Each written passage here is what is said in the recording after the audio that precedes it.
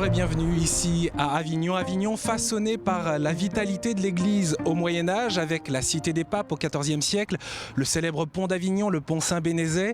Ici, le patrimoine manifeste bien l'imbrication, le lien entre la vie de la cité et la foi. Cette année, l'Église dans le Vaucluse vit une année jubilaire à l'occasion du 900e anniversaire de la consécration de sa cathédrale, la métropole Notre-Dame-des-Dons, dont on aperçoit ici la statue dorée de la Vierge Marie qui surplombe la ville et qui porte son regard aux alentours.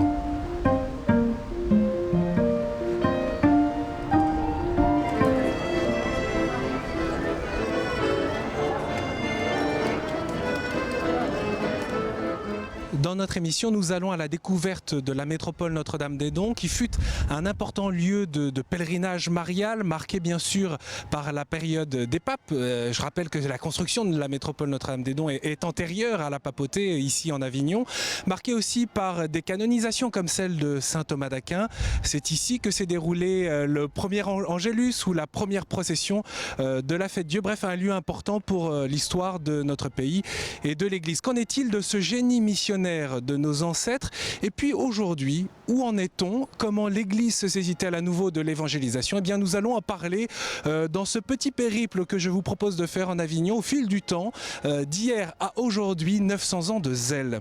Alors nous sommes avec vous, Monseigneur Catnos, vous êtes archevêque d'Avignon aujourd'hui et vous avez souhaité lier cet anniversaire de la métropole avec un événement très contemporain, le Forum Communion et Évangélisation, qui rassemble des acteurs de la nouvelle évangélisation pour partager, échanger les expériences. Pour quelles raisons avez-vous souhaité lier ces deux événements? Eh bien, tout simplement parce que dès le début du christianisme, les premiers chrétiens arrivés de Terre Sainte sont remontés par Marseille et la vallée du Rhône vers Lyon, et qu'on sait par saint Irénée que saint Irénée a connu Polycarpe, qui a connu saint Jean, et que nous arrivons à remonter immédiatement jusqu'aux premiers disciples, et que par là même, nous sommes en lien avec tous ceux et celles qui ont transmis l'Évangile à travers toute cette terre de Provence, à travers les monastères de Marseille, à travers le monastère de Lérins, et qui ont enraciné la foi chrétienne et l'Évangile dans la terre de Vaucluse. Où voyez-vous la marque de l'Esprit Saint au fil de ces 900 ans? Eh bien d'abord le Mistral qui aujourd'hui s'est levé d'une manière étonnante et qui nous rappelle que le vent de l'Esprit est comme un tourbillon qui nous entraîne et que c'est l'Esprit Saint qui a pour mission de construire l'Église de siècle en siècle jusqu'à la plénitude de la construction de l'Église telle que le Père le veut de toute éternité. Et qu'est-ce que ces pierres disent à l'Église du Vaucluse? Eh bien il suffit de regarder les pierres, la manière dont elles nous parlent. En fait, autrefois, les gens parfois avaient du mal à savoir lire ou écrire, mais les églises, les vitraux, les tableaux parlaient de l'Évangile, racontaient l'histoire du salut. Et aujourd'hui, la Vierge qui rayonne sur le sommet de Notre-Dame-des-Dons, elle veille sur notre ville, sur notre terre de Vaucluse. Et l'ensemble de la métropole est comme enraciné dans cette terre sur laquelle nous essayons aujourd'hui de transmettre à nos contemporains le même évangile, la même foi en Christ, le même amour de Dieu. Merci Monseigneur Catnos pour votre accueil ici en Avignon. Je vous propose maintenant de découvrir cette métropole à travers un reportage de Sibylle Delettre. Il y a 900 ans, 35 évêques étaient réunis ici pour la dédicace de la métropole d'Avignon, Notre-Dame-des-Dons. Élevée sur son rocher, c'est un belvédère sur la vallée du Rhône, Notre-Dame-des-Dins, fortifiée, protectrice, Notre-Dame d'Homo Episcopali, la maison de l'évêque. Reflet de tout ce qu'était l'art roman provençal de l'époque, avec sa voûte en berceau brisé et sa nef unique. Cette église reflète, si vous voulez, un petit peu la communauté chrétienne en ce qu'elle rassemble tout le monde. C'est une église qu'on a particulièrement soignée. Elle est dans sa beauté matérielle. Elle est le signe de la beauté spirituelle de l'église, faite de pierres vivantes, des grandes, des petites, mais beaucoup de sainteté dans tout ça.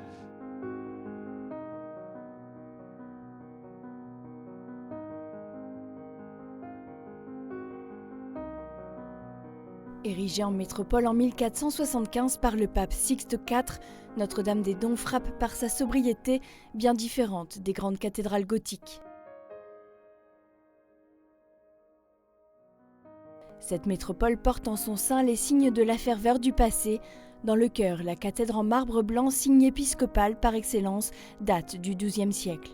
Et au centre, l'autel, lui aussi du XIIe siècle, il enchâsse comme une relique l'autel antique où aurait célébré saint Agricole, patron d'Avignon. Sous l'autel, le maître-autel de cette église, sont conservées les reliques de tous les saints du diocèse. La présence des reliques sous cet autel rappelle l'intercession des saints. Et comment dans la première église du diocèse, les saints sont là, un peu comme dans une maison de famille. Ils sont là pour soutenir la prière actuelle de l'église dans sa marche de sainteté. Mais l'élément le plus remarquable de la métropole est sans aucun doute la Vierge Marie qui surplombe le clocher depuis 1859. La Vierge accueille les visiteurs et les protège. Et de son autre main, elle indique le ciel et elle demande à son fils les bénédictions. Donc je pense que l'art est vraiment au service d'un message de foi.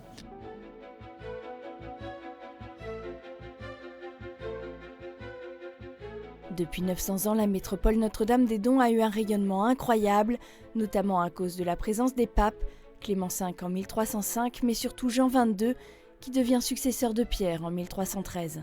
Il va commencer à amplifier la dimension de prière et l'expression publique de la prière, notamment avec l'Angélus, puisqu'il prescrira que l'Angélus soit sonné à midi, le matin et le soir, pour que le peuple puisse se rassembler dans la prière autour de la Vierge Marie. Après lui, les différents papes développeront une piété qui conduira un jour à la dévotio moderna, c'est-à-dire une piété pleine de tendresse pour le Seigneur, pour la Vierge Marie et pour les saints. Je pense à la fête Dieu, évidemment, qui touche le soleil des exercices spirituels, c'est-à-dire le Saint-Sacrement, le Saint-Sacrement, Jésus réellement présent dans l'Eucharistie. Il y a la fête de la Visitation, la fête de la Sainte Trinité. Et vous voyez, tout cela montre bien que les papes d'Avignon ont été des pontifes extrêmement soucieux de vie spirituelle. Aujourd'hui, la métropole des Dons est un lieu incontournable d'Avignon. De nombreux visiteurs passent le Porche pour admirer cette merveille de l'architecture romane, mais pas uniquement. Nos ancêtres n'ont pas bâti des monuments historiques, ils ont bâti des lieux de prière. Et nous faisons en sorte que le plus beau patrimoine qui soit, la vie de prière, soit non seulement conservé, mais amplifié. Aujourd'hui, la métropole témoigne du génie missionnaire et de la piété profonde qui animait nos ancêtres. Un témoignage de foi, toujours aussi vivant et profond, 9 siècles après sa construction. Nous sommes maintenant dans le petit jardin qui est au chevet de la métropole que nous venons de découvrir, un petit jardin magnifique où on retrouve le Père Breillet. Merci beaucoup d'ailleurs pour cette visite. Alors dites-nous Père, quel est au fond le désir de transmission de la foi de ces bâtisseurs qui ont construit pour durer? D'ailleurs ils ont réussi d'une certaine manière. Oui, la métropole est parfaitement insérée dans le tissu urbain d'Avignon. Elle est en plein dedans, en même temps elle est sur sa hauteur, on la voit de loin lorsqu'on arrive et elle est en elle-même un signe. L'église, telle que nous la voyons aujourd'hui, a pris la place d'un temple païen dédié à Hercule. Et les chrétiens arrivant ici, ils sont attestés d'une manière historiquement reconnue en 439 avec l'évêque Nectarius. En établissant leur église, ils vont prendre les lieux occupés précédemment par les païens, c'est-à-dire un lieu qui est choisi, un lieu qui n'est pas neutre. Les chrétiens vont utiliser cet endroit, construire une église, puis les bâtiments des prêtres qui vont assister l'évêque et qui un jour deviendront le corps capitulaire. Et puis, je dirais, il y aura l'église paroissiale dédiée à Saint-Étienne et le baptistère. Cette église sera démolie par les Sarrasins au 8e siècle, reconstruite au 9e, mais avec une extension des possibilités commerciales et un apport de population dû en particulier à la construction du pont d'Avignon. du moins à cette période, eh bien, on va voir émerger le désir de construire une cathédrale plus grande et plus belle. Et quelle ferveur quand même, quelle Une ferveur. très grande ferveur. Au fil des siècles. Et qu'est-ce que c'est qui a suscité cette ferveur? C'était la vénération de Notre-Dame des Dons, considérée comme la protectrice de la ville depuis le haut Moyen-Âge. Il faut connaître ces racines-là. Il faut connaître ces racines-là et tirer des leçons. Je pense qu'un lieu comme celui-là, n'attire pas forcément parce qu'il fait de grandes choses spectaculaires, mais par contre il est là. Il est là tout le temps. Et c'est un lieu, si vous voulez, qui est vraiment sur le terrain. Et je dois dire que dans l'année, combien de personnes montent pour confier à la Sainte Vierge telle difficulté professionnelle, des ennuis au niveau familial. Et je dirais, soignons particulièrement, accompagnons le témoignage muet de Notre-Dame des Dons, quoique lorsque les 35 cloches se mettent à sonner, il n'est pas tout à fait muet. Hein, mais je dirais, je crois beaucoup dans l'esprit de tout ce qui a amené la construction de cette église, assurer une présence à l'intérieur même du bâtiment. Je dois dire que mon bureau est plus dans la métropole que dans mon propre bureau au presbytère. Donc il faut sortir de la nostalgie et plutôt, j'allais dire, bénéficier de ce que les chrétiens qui nous ont précédés ont bâti, construit, Nostalgie, vécu. c'est, je crois, un sentiment qui est fermé sur lui-même.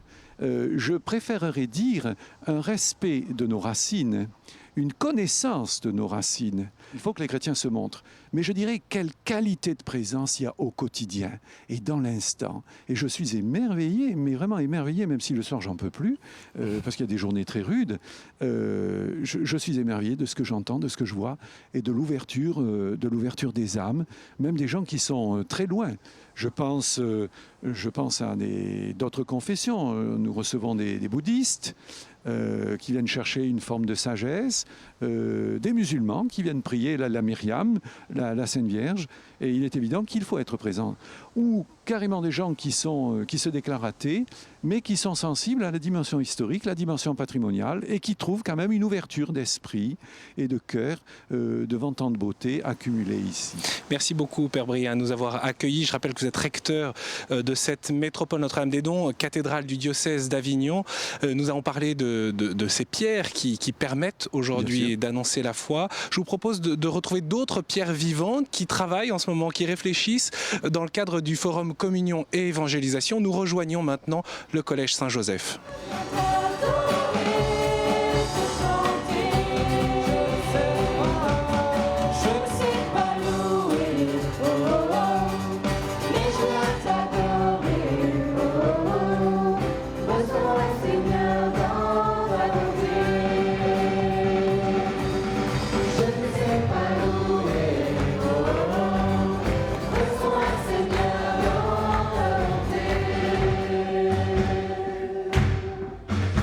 Au cœur de ce lycée Saint-Joseph où se déroule donc ce forum avec le frère Baudouin. Bonjour. Bonjour. Vous animez ce forum avec Alex et d'ailleurs il y a beaucoup d'humour, il y a beaucoup de simplicité. Hein. On peut être touché par cette manière de rentrer en relation. Ben oui, je crois que c'est une joie fondamentale que doivent avoir des chrétiens qui sont des frères tout simples. Vous avez vu le point commun entre tous, dans à peu près tous les témoignages, c'est on est des pauvres types, on n'en rajoute pas des caisses, mais on est juste lucide sur notre état.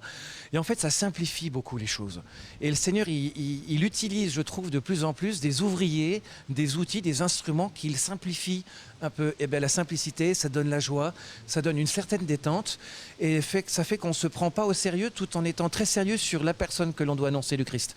Il y a plein au contraire d'initiatives qui sont par des personnes qui vivent simplement dans la prière et qui à un moment donné écoutent l'Esprit Saint qui les envoie pif paf pouf à tel endroit faire un truc souvent un peu décalé du reste et dans lequel il va porter un fruit incroyable parce qu'il aura écouté l'Esprit Saint qui a voulu lui parler et l'utiliser pour faire cette mission. Et souvent, en plus, c'est un certain temps qui peut être assez court. Il y a parfois des choses, des initiatives d'ailleurs presque surprenantes. Enfin, oui, c'est sûr, oui. Surf and pray, tu fais du surf et tu pries. Tu dis c'est complètement, c'est décalé. Et pourtant, qu'est-ce qu'ils font ? Ils font du surf, ils prient et ils évangélisent par un témoignage. Des cathos sur un surf, c'est comme une bonne sœur sur une bicyclette. Tu vois, il y a un truc décalé. Il y en a eu beaucoup des bonnes sœurs sur les bicyclettes. Oui, mais ça attire les gens. Frère Baudouin, je voudrais comprendre parce que donc ce forum, c'est à la fois du partage d'expérience, oui. C'est aussi de la formation en quelque sorte, c'est de la rencontre parce que des gens du sud ou du nord de la France se rencontrent, de communautés différentes. C'est aussi de l'accompagnement finalement. L'idée, c'est que les personnes qui ont des initiatives puissent venir les partager et les relire. Parce qu'il ne suffit pas de faire quelque chose que nous soi-même on dit tiens c'est génial ou c'est pas mal. Il faut aussi qu'on le confronte aux autres, à l'expérience des autres et à l'Église. Et le fait de fraternellement dire ben voilà, je vous présente ce que je fais, je vous dis ce que je trouve pas mal là-dedans et puis les écueils, les limites, ce que je ne sais pas faire, ce que le Seigneur semble être en train de corriger. Et puis je le mets à votre disposition pour que vous fassiez peut-être pas les mêmes erreurs que moi et puis que vous m'apportiez aussi l'éclairage que vous pouvez avoir. Et c'est quoi la correction ? La correction, ben, ça peut être par exemple quand on a quelqu'un qui a un projet, on se rend compte que son projet il est totalement lié à lui, à sa personnalité, etc. Ça peut arriver parfois. Et ben, le Seigneur le montre et on lui dit, tu vois, quand tu fais ça, ben, t'es peut-être un peu seul, il faut peut-être que tu t'entoures plus, que tu délègues un petit peu plus. Et c'est ce qui peut se jouer dans ce genre de rencontre aussi. D'une manière extrêmement simple et très fraternelle et pas du tout moralisante, enfin d'une manière chrétienne, quoi. Et quelle place pour la paroisse dans tout ça alors ? Elle est centrale. Si une initiative vient de Dieu, on verra qu'elle apportera toujours la personne vers les sacrements. Et les sacrements, c'est la paroisse, un pasteur, un peuple qui se retrouve. Et si une initiative de nouvelle évangélisation ou d'annonce de la parole n'a même pas quelqu'un à rencontrer l'Église dans la communauté, dans son pasteur, dans les sacrements, enfin dans l'Église simplement, eh ben c'est il y a quelque chose qui ne va pas. Et en même temps, les curés de paroisse, enfin il y en a quelques-uns du diocèse ou des alentours, des habitués, il n'y en a pas beaucoup non plus. Qui sont présents ici. Oui, parce que c'est là où on voit aussi que eux, ils sont dans cette évangélisation au quotidien. Mais là, ce qu'on voit, c'est que le Seigneur suscite aussi chez beaucoup de laïcs, et Vatican II, c'est ça aussi, c'est quelque chose d'incroyable, c'est une sorte de renouveau et d'appel à ce que chacun se mobilise. C'est pas parce qu'ils ne sont pas présents, parce qu'en plus c'est le jour de la messe, c'est le dimanche, donc ils sont en train de célébrer en paroisse, mais je trouve que c'est plutôt le signe d'une grande complémentarité, d'une réelle coopération. Alors frère Baudouin, avec les frères de Saint-Jean, en quelque sorte vous êtes des pièces rapportées au diocèse, puisque vous avez été appelés pour prendre une paroisse, la paroisse Saint-Ruf. Je vous propose de nous rendre justement dans cette paroisse pour voir quels sont les défis de la mission au quotidien. 8h30 un vendredi matin. Comme tous les jours, une quarantaine de personnes assistent à la messe du père Marie-Christophe, curé de la paroisse Saint-Ruf. Une paroisse vieillissante dans un quartier à forte présence de l'islam que l'archevêque d'Avignon a confié aux frères de la communauté Saint-Jean il y a 4 ans pour relancer un dynamisme missionnaire au risque de bousculer un peu les habitudes des paroissiens. Quand je suis arrivé à la paroisse, je me suis dit, je me donne 10 ans pour que cette paroisse devienne une paroisse de feu. Non pas qu'il n'y avait rien avant, mais à mon avis, ça ne correspond pas forcément aux attentes des jeunes familles, ce que parfois nos anciens ont du mal à admettre. Or, si ce sont les anciens qui souvent sont restés fidèles à la vie paroissiale, la clé de sa revitalisation réside dans les jeunes familles, selon le père Marie-Christophe. Par les jeunes familles, on a la préparation au mariage, on a ensuite les baptêmes, et après, ces enfants qui ont été éveillés à la foi, qui ont peut-être fait partie d'enfants adorateurs, qui ont été au catéchisme, on va pouvoir en faire des jeunes collégiens et lycéens qui vont devenir évangélisateurs des jeunes. La foi des enfants qui évangélisent les parents, c'est ce qu'a vécu il y a 3 ans la famille de Thierry et Charlotte, très éloignée de l'Église. Grâce à notre fille Valentine, qui a eu un éveil à la foi donc, à son école maternelle, et qui en fait nous a demandé le baptême. Donc en fait, on s'est dirigé vers la paroisse la plus proche de chez nous. Et apparemment, c'est pas la plus mauvaise. Très vite, les autres enfants s'y mettent et la famille reprend le chemin de l'église, y compris Thierry, qui n'y avait jamais mis les pieds. Bien accueilli par les paroissiens, ce qui est énorme, par des pères et des frères qui... Voilà. Et ça y a fait beaucoup. Je pense que j'aurais été mal reçu ou reçu, comme on voit à l'ancienne, quoi, on va dire. Je pense pas que je fréquenterais l'église actuellement, quoi. Peu à peu, la famille conquise par la communauté paroissiale s'y engage pleinement. Un cheminement qui pousse les parents à se marier religieusement 12 ans après leur mariage civil. Une église catholique qu'on dit moribonde et inadaptée, mais qui garde pourtant d'étonnants signes de vitalité. C'est pas les rites qu'il faut changer, c'est la manière. Et une manière qui donne une place à la vie, à la communion fraternelle, à la joie. Il faut repartir du Christ, in fine, mais de la rencontre personnelle avec le Christ. Cette rencontre du Christ touche aussi des personnes d'origine musulmane, comme Ismaël, que le père Marie-Christophe accompagne depuis quelques mois. Ah, vous lisez Yucat? Je lis Yucat un peu et la Bible. Là, ça fait 6 mois maintenant que je suis dans un cheminement. J'ai franchi la porte, poussé par l'amour du Christ, si on veut. Voilà. C'est un don de Dieu. Les musulmans en général ont un respect de l'homme de Dieu. Nous n'avons jamais eu aucune marque d'hostilité depuis 4 ans que nous sommes ici. Et quand les musulmans savent que des chrétiens prient, ils sont tout de suite avec une certaine bienveillance. Je crois qu'au fond, ce qui va être une porte ouverte pour l'évangélisation de nos frères musulmans, c'est que les chrétiens aient une vie la plus évangélique possible. Ce soir-là, le conseil pastoral réunit toutes les générations et sensibilités pour préparer les festivités du centenaire de la paroisse Saint-Ruf. Viens nous montrer ce que tu attends de cette paroisse, de chacun de nous. Viens nous aider à nous écouter, à ne pas chercher nos idées individuelles, mais être docile à tes inspirations. Je crois que dans une paroisse, il faut qu'il y ait aussi bien des charismatiques qui ont le feu et qui ont envie d'évangéliser tout le monde dans la rue, et puis des gens qui ont envie de plutôt prier dans le silence, et puis des gens qui sont plus à l'aise dans l'accueil des plus pauvres et une charité presque sociale, pratique. Et si c'est au nom de l'Évangile, si c'est pour annoncer le Christ, si c'est dans un souci d'unité, on peut avoir une très grande diversité, une très grande richesse dans une paroisse. 100 ans après sa création, la paroisse Saint-Ruf vit un profond renouveau qu'elle espère bien faire rayonner tout au long du nouveau centenaire qui s'ouvre à elle. Frère Baudouin, vous êtes vicaire dans cette paroisse Saint-Ruf. Ismaël, Thierry, Charlotte, est-ce que ce sont des oiseaux rares? Autrement dit, est-ce qu'il y a quelques personnes qui sont réceptives? Parce qu'on parle beaucoup d'indifférence aujourd'hui. À la fois il y a de l'indifférence, mais à la fois il y a de la soif.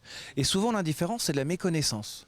Et à partir du moment où on présente à des personnes le Christ, ils disent mais en fait ce gars-là il peut changer ma vie, il est en train de répondre à un besoin en moi. Donc je ne pense pas qu'il y ait une si grande indifférence que ça. Il y a surtout une méconnaissance, et il suffirait parfois de dire aux gens mais tu vois la soif que tu as dans ton cœur. Ben, en fait c'est ce à quoi seul Jésus peut répondre. Et à ce moment-là, il y a comme quelque chose qui s'ouvre, et des personnes qu'on n'attendait pas parce qu'ils ne correspondent pas à un style, un genre, un look. Enfin, vous avez vu, ces gens, ils sont incroyables. Et bien Jésus, plaf, il descend, et toi tu regardes, tu fais Seigneur, tu es vraiment Dieu. Et en même temps, ça paraît simple comme ça, mais c'est, j'allais dire, du travail. Oui, du travail. Oui, non, en fait, non, c'est simple. Parce que nous, on se complique la tête en disant il faudrait une méthode très particulière. Et en fait, tu te rends compte que les gens, ils ont été touchés parce que leur curé leur a dit « Savez-vous que Jésus vous aime, qu'il est présent dans l'Eucharistie, qu'ils ont vu des chrétiens qui étaient cohérents dans leur vie ?» C'est pas très compliqué, c'est pas un discours incroyable. Donc en fait, c'est quand même quelque chose d'assez simple. Et puis surtout, ceux qui bossent, c'est le bon Dieu. Et ce qui est chouette, c'est de voir chez ces participants ici, dans ce forum Communion Évangélisation, qu'il y a ce peps, si je puis dire. Hein. Oui. Il y a cette envie, il y a cette flamme. Hein. Mais parce que le monde a soif. Parce que les gens, tu fais tes courses, tu vois des gens qui sont hyper intéressés par la télé, mais tu as envie de leur dire, tiens, j'ai encore moins cher, ça s'appelle Jésus. Les gens, en fait, ont soif, ont vraiment soif de Dieu. Ça a toujours été le cas. Sauf qu'aujourd'hui, il y a tellement peu de Dieu dans leur vie qu'ils ne se rendent pas compte que la béance qu'il y a dans leur cœur, eh ben, c'est la soif de Dieu. Et pourquoi certains jeunes ont tout d'un coup cette conscience de l'état missionnaire dans lequel se trouve l'Église en France? Ben, c'est parce qu'ils se rendent plus que d'autres. Enfin, ils se rendent compte à un moment donné que comme chrétiens, ils sont pas du monde, ils sont pas dans le monde. Ils sont dans le monde mais pas du monde. Il y a un décalage fondamental. Et donc ils sont pendant un certain temps, ils essaient de s'adapter pour être comme les autres, pour penser. C'est le propre de l'ado qui se met dans le groupe et à un moment donné il dit mais ça me rend pas heureux. Et en fait, il y a quelque chose d'autre. Et là, souvent, à ce moment-là, quand ils sont dans cette réflexion, le Seigneur vient toucher leur cœur à travers une parole, des personnes, des rencontres. Et eux, ils choisissent de dire, ben maintenant, moi, ce que je veux, c'est annoncer Jésus. Frère Baudouin, tout à l'heure, vous parliez justement de Surf and Pray. Je vous propose de découvrir ce festival sur les plages de Royan. C'est un extrait documentaire Jeunesse évangélisatrice de Véronique Bréchot. Regarde ce qu'il y a derrière ça, on tire sur le temps. Le souffle de Dieu, la surface des eaux. Mais c'est bien vrai ça. Cette phrase de la Bible insuffle à une cinquantaine de jeunes l'élan pour prier, évangéliser et surfer pendant une semaine à Royan dans le cadre de la session Surf and Pray. Quand vraiment je prends cette vague et que là je commence à me lever sur la planche, il y a vraiment quelque chose de très intense de façon intérieure. Les surfeurs, ils ont cette quête de sens. Ça veut dire, alors ils appellent ça souvent la quête de la vague. Ce qu'il y a sur notre livre, Genèse 1-2, le souffle de Dieu à la surface des eaux, vraiment pour nous, c'est de dire, voilà, il y a peut-être un sens à tout ça, et peut-être que déjà, dès les origines, il y avait quelque chose de fort à travers cette symbolique de l'eau. Il a été touché parce que dans la parole de Dieu qui a écrit sur ses t-shirts, en fait, ça correspondait, ça le rejoignait vraiment dans ce que lui exprime de cette façon de vivre de surfeur qui n'est pas un simple sport, qui n'est pas comme du foot, du rugby ou un autre sport. C'est vraiment une façon de vivre et une façon qui est très saine et je pense qui permet de chercher vraiment au fond de nous qui on est, d'être confronté à nos limites. Franchement, c'est la première fois que je vois ce t-shirt là, le souffle de Dieu. À mon avis, tu sais, quand tu te prends 2 mètres sur la gueule, Dieu, tu le vois vachement de plus près là, tu vois. Nous, on n'est pas là, comme je le dis, on n'est pas là pour faire plus de paroissiens le dimanche. On est d'abord là pour faire une rencontre telle que vous êtes.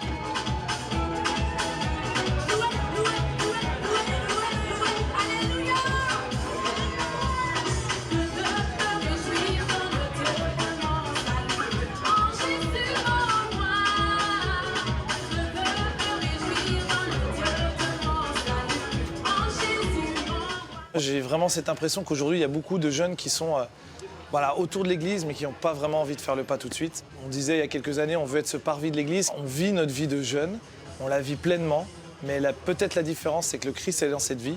Et à un moment de la session, il y a peut-être une personne qui va poser cette question. Tiens, de quoi tu vis ou qui tu es? Et il va découvrir que j'arrive à associer la foi et ma vie normale. Alors on a vu Guillaume à l'instant sur la plage. Eh bien Guillaume, il est ici à Avignon pour ce forum Communion et Évangélisation. Bonjour. Bonjour. Et puis ce forum, c'est aussi des rencontres. Alors nous sommes avec Aline de la communauté Shalom. Bonjour. Et puis Alexis du festival Annuncio. Alors peut-être Bonjour. Première question. Au fond, on entendait tout à l'heure Guillaume dire qu'il y avait des jeunes autour de l'église et qui ne faisaient pas le pas de rentrer et peut-être de se mettre à la suite du Christ. Est-ce c'est ce que vous percevez au fond? Oui, forcément, nous dans le cadre d'Annuncio, on le voit assez souvent parce qu'on est présent sur plusieurs villes de mission en France. C'est un festival Annuncio, il faut peut-être rappeler. Oui, c'est un festival d'évangélisation qui a lieu tous les étés depuis 5 ans maintenant. Ce que les gens ne perçoivent pas, c'est que dans une église, il y a de la vie, il y a la vie de Dieu. Et si c'est ça qui manque pour eux, il faut que nous, chrétiens qui portons aussi cette vie, on aille à leur rencontre pour leur dire mais c'est pas ce que tu crois, la vie il y en a, moi j'en ai. Ça me rend heureux et du coup de faire ce pas, de faire le lien en tout cas entre la maison de Dieu et la maison des hommes. C'est vrai que c'est vraiment ce défi de changer aussi cette mentalité que l'Église est avant tout missionnaire, qu'elle ne peut pas rester sur elle-même. Voilà, à la fin de chaque messe, on est envoyé dans la paix du Christ, mais c'est vraiment pour être envoyé, pas pour glander dans la sacristie. Donc c'est vrai que c'est ça aussi aujourd'hui où on se rend compte que il y a ce temps où les gens ont besoin de comprendre que c'est une nécessité, et c'est une nécessité de survie.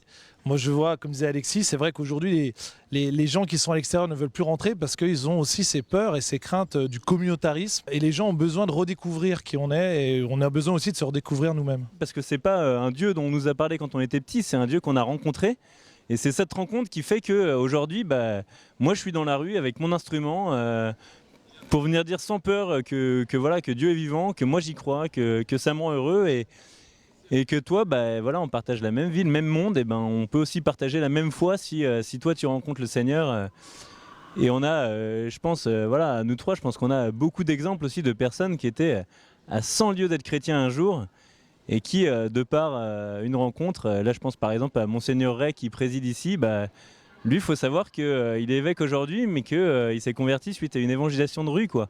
Moi, je disais, il faut qu'on construise des sas, des parvis, où on soit disponible à l'écoute des gens, où les gens puissent nous dire aussi ce qu'eux portent, leurs difficultés, et puis je crois aussi leur rancœur. Et je crois qu'on est dans un pays aujourd'hui qui a beaucoup de rancœur, et qui a vraiment besoin de rencontrer des gens qui sont baignés dans une miséricorde, qui sont prêts à leur dire pardon aussi. Pardon peut-être pour des choses que moi je ne t'ai pas fait directement, mais que tu as subies. Ou peut-être pardon parce que j'ai mis tout ce temps à venir te rencontrer et te témoigner d'un amour. Pour moi, déjà l'approche envers les gens, arriver à avoir ce contact avec les gens, c'est quelque chose de très difficile. Parce qu'après, si nous on arrive à avoir un contact, après ça déborde. Ça vous arrive, Aline, quand vous claquez la porte au nez, par exemple? Bien sûr, toujours. Et ça, il ne manque pas. Ça, il y a Et toujours. on vous dit quelque chose dans ces cas-là? S'il y a un événement à la paroisse, donc on dit voilà, on est venu, on est de la paroisse, on est juste des voisins, on est juste à côté et on voulait discuter avec vous. En fait, nous sommes des missions. Ça ne m'intéresse pas. Donc même quand les gens voient déjà la croix, ils disent non, ça ne m'intéresse pas et ferment la porte. Et donc ça, c'est pour moi, c'est la difficulté. Parce que si après on arrive à voir un dialogue, après le reste, ça vient après. Après, il faut essayer. Pour moi, je crois qu'aujourd'hui, dans la nouvelle évangélisation, si on arrive par l'amitié, c'est déjà une grande porte ouverte. C'est passer la rancœur, comme disait tout à l'heure Guillaume. Voilà. Donc, n'avoir pas peur d'avoir contact avec une autre personne. Parce que aussi, c'est vrai que moi, quand je dis que je suis brésilienne, les portes sont toutes ouvertes déjà. Aline, quel regard vous portez sur les Français, justement, dans leur rapport à l'Église? Et moi, je crois que les Français, ils sont trop attachés à des blessures d'autrefois. Moi, je ne suis pas très bonne en histoire française, je sais un peu. Mais je crois que les Français, ils ont gardé cette image de l'Église avant les blessures et même les fautes de l'Église et croient que l'Église, c'est ça. Et c'est pas ça. Et notre mission aujourd'hui, c'est vraiment montrer la vraie face du Christ et la vraie face de l'Église, le vrai visage de l'Église. L'Église, elle n'est pas simplement pour moi, pour Guillaume, pour Alexis, pour toi-même, pour les prêtres. L'Église est pour tous. En écoutant Guillaume et Aline, je me dis aussi que, mine de rien, on parle aussi dans les objections des difficultés des autres et des souffrances, etc. Mais il faut aussi, je pense, quand on est chrétien, se regarder soi-même, mais aussi se dire, c'est aussi que nous, on est des flippettes, quoi. On a peur d'aller dans la rue, on a peur de rencontrer, on a peur d'accueillir les peurs des uns et des autres. Alors que tout simplement, et nous, c'est ce qu'on aime dire aussi dans Annuncio, c'est que nous, on est là pour être des provocateurs de rencontres. Enfin, si on est chrétien et qu'on n'est pas capable d'aller voir quelqu'un juste pour lui dire bonjour, pour sourire et pour juste accepter qu'on est chrétien, il faut se poser la question, de savoir où est le problème. C'est pas un problème de voir quelqu'un qui dit non, dégagez, je veux pas vous voir. C'est pas un problème, quoi. D'aller voir quelqu'un et de lui dire voilà, je m'appelle Alexis, je suis chrétien et je viens à ta rencontre. S'il me dit non, mais ça m'empêche pas de garder le sourire et de lui dire mais il n'y a pas de problème, que Dieu te bénisse, quoi. Évangéliser, c'est vivre l'évangile. Et quand vous rencontrez un pauvre, une prostituée, un blessé, mais c'est le premier qui a envie de vous voir, quoi. Et donc peut-être qu'il va vous balancer des trucs, vous dire voilà, l'église c'est plein de pédophiles, l'église m'a fait ci, m'a fait ça, mais s'il vous en parle, c'est qu'il a envie d'en parler. C'est pas pour vous accabler, quoi. Je suis là parce que tout simplement c'est le sens de ma vie. Et si je vis pas pour ça, mais je vis plus, quoi. Et ça, je pense qu'il faut l'avoir en tête et être exigeant aussi envers soi-même, de se dire mais si toi tu vas pas, personne n'y va et le jour où tu regarderas le Seigneur droit dans les yeux au ciel, mais qu'est-ce que tu vas lui dire? De dire j'ai vécu pendant 40, 50, 60, 80 ans, j'ai eu peur toute ma vie et j'ai jamais parlé de toi alors que je te connaissais, quoi. Et moi, voilà, je me suis converti il y a 7 ans, je me suis converti à travers l'évangélisation et peut-être que j'ai vécu plus de souffrances ces dernières années et en même temps j'ai jamais été aussi heureux, quoi. Et je pense que tout simplement, plus vous allez aller dans la rue, plus vous allez être désinhibé, plus vous allez être heureux et plus vous allez rendre les gens heureux, quoi. Moi, dans ma vie, j'ai eu la chance de sauver quelqu'un. À un moment, il voulait se suicider. Et je peux vous dire que ça marque encore aujourd'hui. Et ça, c'était il y a 6 ans, quoi. Et vous avez des gens qui crèvent en face de vous. Et parfois, il y a juste à dire bonjour et ils vous parlent, quoi. Alors justement, on va essayer d'aller voir ça, puisque le forum Communion et Évangélisation, c'est aussi de l'évangélisation de la mission de rue dans Avignon. On va vous suivre, Alexis. Merci beaucoup à tous les trois. On va se quitter en musique, Aline, puisque les Brésiliens, c'est aussi la fête et la musique. Et voilà, vous nous proposiez en fait de partager ce moment. Je vais chanter un chant nouveau, Seigneur, qui va jaillir du plus profond de mon cœur, porter au monde et proclamer. Que le Seigneur vous bénisse durant ce temps de mission, le Père, le Fils et le Saint-Esprit. À chaque jour, me donner et bonne tout entier, aller plus loin sans m'arrêter. Un peu tendu. Ouais, faut y aller, quoi. Donc, on se sent un peu comme tout le monde quand on va évangéliser. On fait pas les malins avant. En binôme, Ouais. dans les rues piétonnes, tout près. Ok. Nous sommes ici, dans les rues piétonnes. Ok.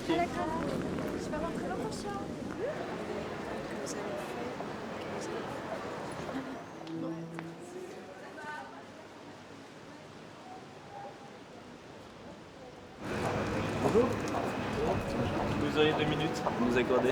Ça dépend pourquoi. Donc pour une petite discussion, en fait, on est chrétien, catholique, on vient de la paroisse à côté. Et puis là, on... Sur la place. Ouais. Voilà. Puis là, du coup, on a décidé de passer 1 heure, 1 heure et demie à aller rencontrer les gens. C'est gentil. Mais on va continuer, on va aller voir ce qui se passe sur la place et puis on va voir. Ok. On va se faire notre idée. Profitez-en et puis n'hésitez pas, en tout cas, si vous rencontrez des gens, à discuter avec eux. Merci. On n'est pas là pour faire du caté, hein, donc... Pas de problème. Bonne journée. Bonne journée à vous. Au revoir.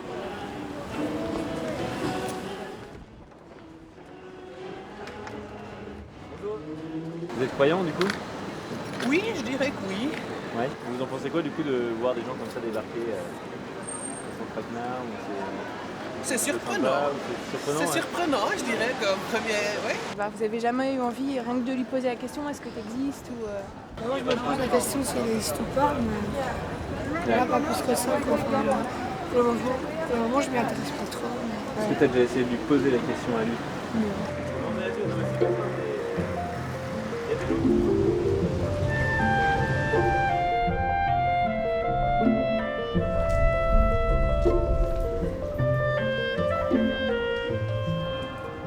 Dans les rues d'Avignon, il y a bien sûr les missionnaires qui vont à la rencontre des personnes. Il y a toujours ce Mistral qui va nous accompagner pendant tout le week-end. Et puis nous retrouvons les petites sœurs de l'agneau, sœur Marie-Alexandra, sœur Angela, bonjour. Et vous, c'est votre quotidien au fond d'aller à la rencontre des personnes parce que vous vivez de la Providence. Oui, en fait, nous sommes des petites sœurs mendiantes et chaque jour, sur l'heure de midi, nous partons dans les rues des villes où nous sommes pour demander le pain en frappant aux portes des maisons. Et nous ne savons pas où nous allons quand nous partons. Nous prions vraiment le Seigneur de nous conduire là où lui, il veut aller. Et vraiment dans cet élan de la miséricorde du berger qui cherche sa brebis perdue. Et donc nous partons et nous frappons aux portes et nous demandons le pain. Et dans cette rencontre, le Seigneur se fait présent, lui qui est le mendiant d'amour. Sœur Angela, qu'est-ce qui se passe dans la rencontre précisément, dans ce dialogue avec des personnes qui ne s'attendent pas à vous voir au fond? Quand on frappe aux portes, ce qui frappe le plus, c'est quand les gens donnent, ils reviennent avec un sourire. Il y a une transformation qui se fait à travers cette ouverture du cœur qui se produit par notre demande d'un morceau de pain, d'un verre d'eau, de quelque chose à manger. Et ça, chaque fois, c'est saisissant de voir cette transformation immédiate du cœur de l'autre. Sœur Marie-Alexandra, vous pensez à telle ou telle rencontre peut-être? Et nous avons été accueillis 3 petites sœurs, parce que nous partons toujours à 2 ou à 3. Et nous avons été accueillis à table par une dame qui venait de perdre son mari. Elle était à la fois dans la souffrance de cette séparation, mais aussi dans la foi que l'amour est plus fort que la mort. Et elle nous a accueillis en étant très étonnée de nous voir sur le palier de sa porte. Mais en faisant, il a fallu pas plus de 2 minutes pour faire le pas de la confiance et nous accueillir chez elle. Et donc elle nous a servi un repas. Et en fait, toutes les 4, nous avons vraiment expérimenté la joie d'être réunis ensemble en présence du Christ. Et elle est dans une grande action de grâce. Elle a dit « Seigneur, je te remercie parce que ce n'est pas simplement ces 3 petites sœurs qui ont frappé à ma porte, mais c'est toi qui as frappé à ma porte et qui est venu me rencontrer. Et je te remercie parce que ces petites sœurs sont devenues si chères à mon cœur. » Quel regard vous portez sur ce réveil missionnaire de la part des baptisés? On le voit là au cours de ce forum, tous ceux qui ont ces initiatives.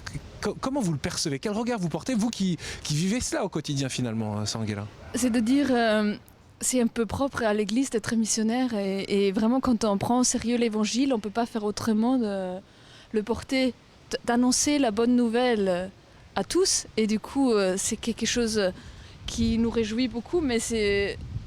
Comme pour nous, c'est quelque chose inhérent à notre vie. Comme dit Angela, en fait, pour moi, l'annonce de l'Évangile, c'est de vivre l'Évangile et de devenir vraiment ces enfants de Dieu, ces hommes et ces femmes évangéliques. Voilà, heureux êtes-vous si vous le faites comme Jésus nous l'a demandé.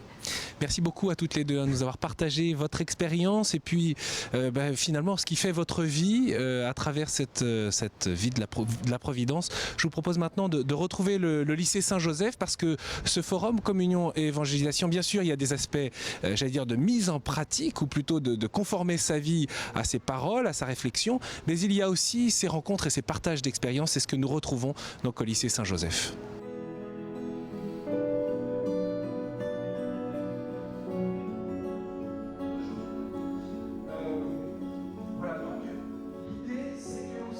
Si les gens ne viennent plus à l'église, eh bien, il faut que l'église aille chez les gens. Deuxièmement, les visites à domicile, c'est un acte de foi qui fait grandir notre foi. Les visites à domicile sont aussi une source de joie.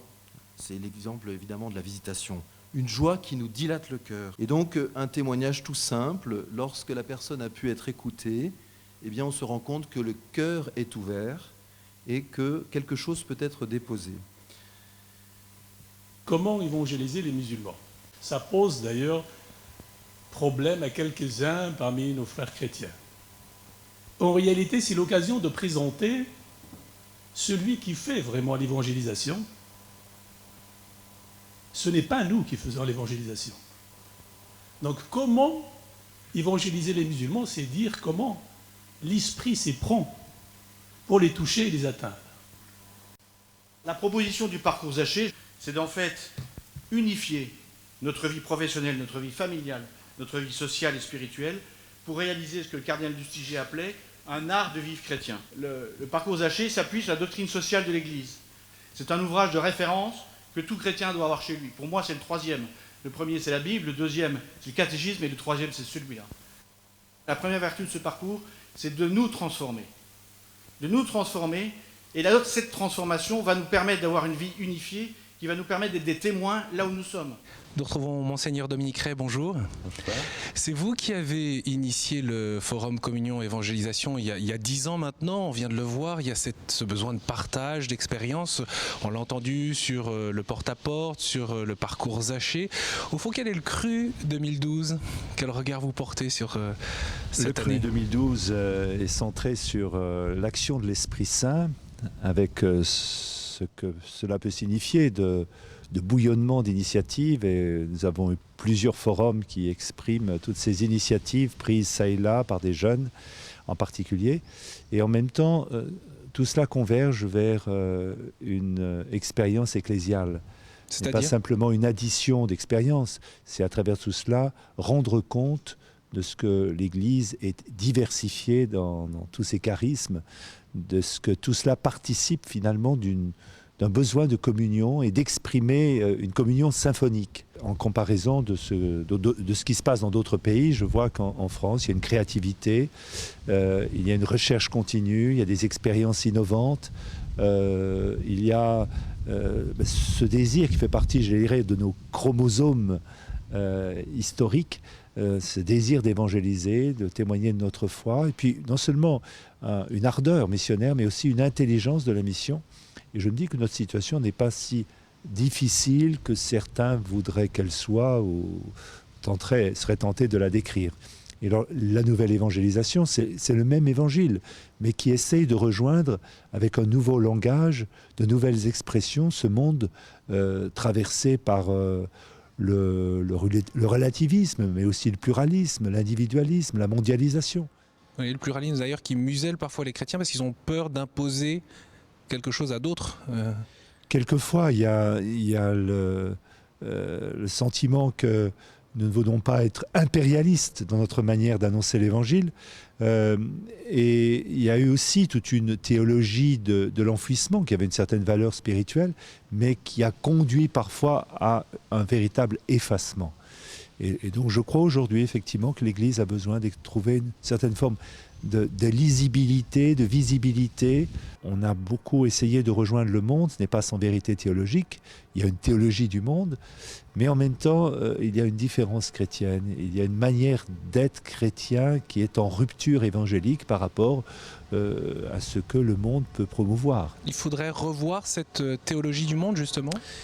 Non, il s'agit surtout d'approfondir la différence chrétienne. Qu'est-ce qui fait que il y a un spécifique chrétien, qu'il y a une identité chrétienne qui nous distingue des valeurs mondaines. D'où votre souhait d'une théologie de la nouvelle évangélisation. Autrement dit, il y a la théologie du monde, le rapport de l'Église au monde, mais aussi la nécessité de redéfinir comment manifester cette annonce de la foi chrétienne dans le monde. Je crois que si le pape a lancé ce synode sur la nouvelle évangélisation, c'est précisément de nous donner une intelligence nouvelle de cette transmission de la foi dans un monde qui a profondément évolué. Et on a besoin, en arrière-fond de toutes les entreprises et initiatives missionnaires qui sont extrêmement intéressantes les unes les autres, d'avoir le fond théologique et le fond pastoral. On a beaucoup mis en valeur la dimension du dialogue au détriment de l'annonce du salut. Et je crois qu'il y a un dialogue du salut en vue de l'annonce de la bonne nouvelle annoncée et portée par le Christ et qui est le fond de commerce de l'Église. Monseigneur, ça fait combien de temps que vous trempez dans la nouvelle évangélisation, si je puis dire?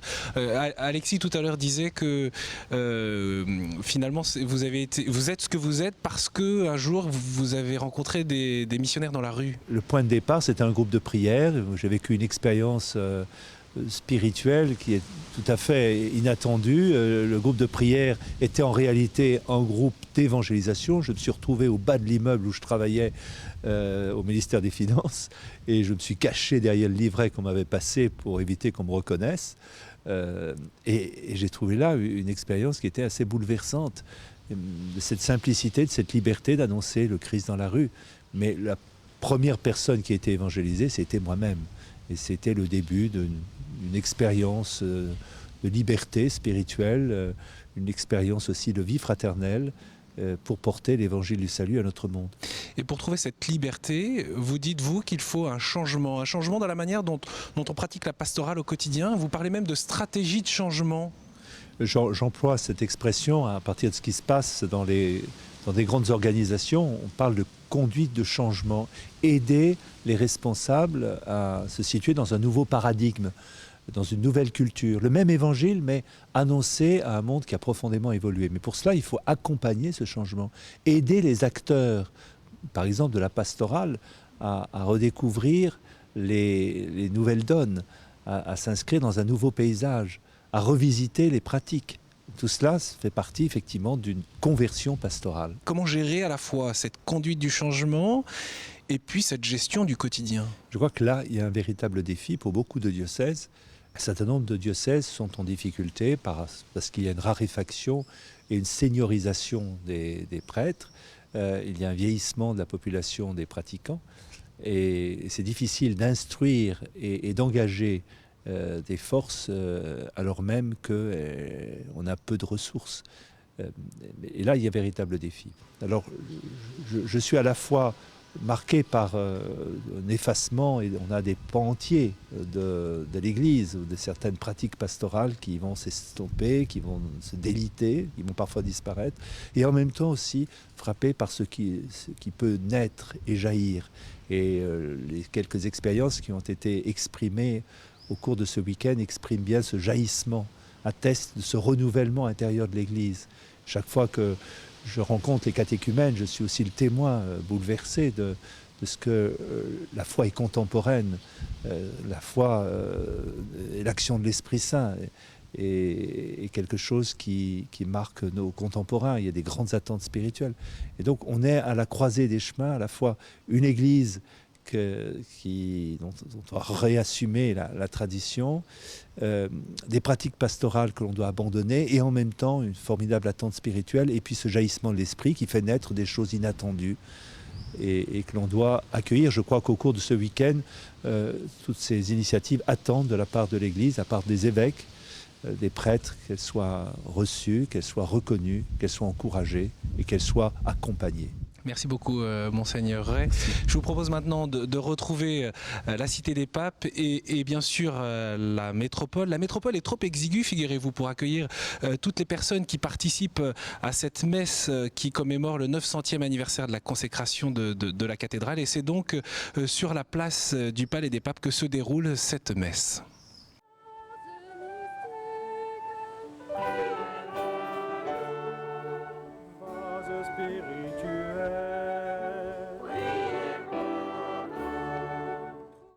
Aujourd'hui, nous voulons rendre grâce pour tous ceux et celles qui, depuis 9 siècles, ont enraciné dans notre terre de Vaucluse la foi chrétienne, la bonne nouvelle de l'Évangile.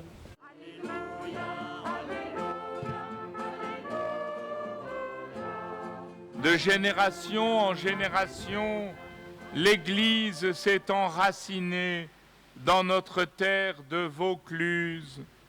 Notre cathédrale, la métropole Notre-Dame des Dons, est vraiment l'église mère de toutes les églises du diocèse.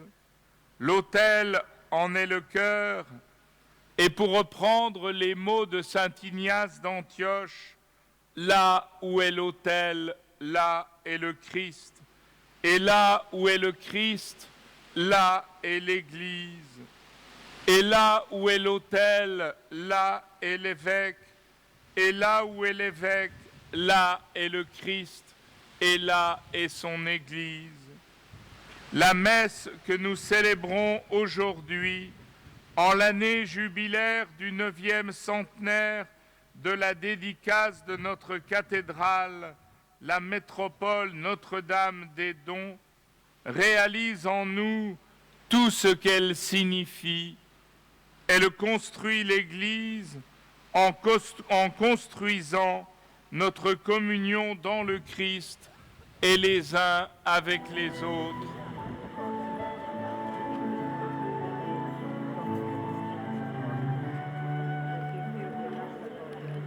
Je voudrais rendre grâce pour tous les baptisés d'aujourd'hui, car c'est le Seigneur qui, à travers toutes les générations qui nous ont précédés, nous permettent de dire notre foi aujourd'hui au cœur de cette ville d'Avignon. Et je trouve merveilleux de pouvoir lever les yeux vers la métropole, vers le palais des papes. C'est quand même une grâce extraordinaire d'avoir de telles racines chrétiennes. Ainsi s'achève la messe du 9e centenaire de la dédicace de la métropole Notre-Dame des Dons. Également s'achève notre émission. Vous aussi, vous pouvez emprunter le chemin jubilaire à travers la ville d'Avignon, en commençant par l'église du Sacré-Cœur, puis l'église Saint-Agricole, enfin l'église Saint-Pierre, jusqu'à la porte sainte de cette cathédrale Notre-Dame des Dons. Un chemin jubilaire qui ouvre à une indulgence plénière et qui fait redécouvrir la vie sacramentelle, à commencer par le baptême, puis la confirmation, le sacrement de la réconciliation et enfin l'Eucharistie. Merci beaucoup au diocèse d'Avignon pour son accueil ici dans cette ville. Merci au recteur de la cathédrale Notre-Dame des Dons. Merci également aux organisateurs du forum Communion et Évangélisation et à toute l'équipe de KTO mobilisée pour cette émission Hors les murs que vous retrouvez bien sûr sur Internet et que vous pouvez faire circuler sur les réseaux sociaux. Je vous dis à très bientôt.